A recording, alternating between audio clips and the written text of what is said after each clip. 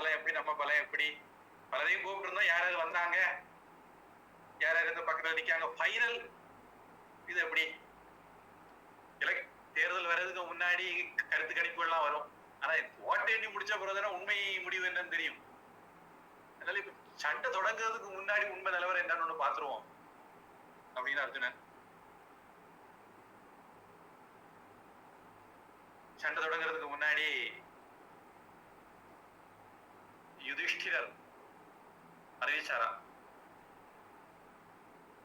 யாருக்காவது என் கட்சியை விட்டு போய் அந்த கட்சியில சேரணும் இருந்தா சேர்ந்துக்கோங்கப்பா, கடைசி வாய்ப்பு.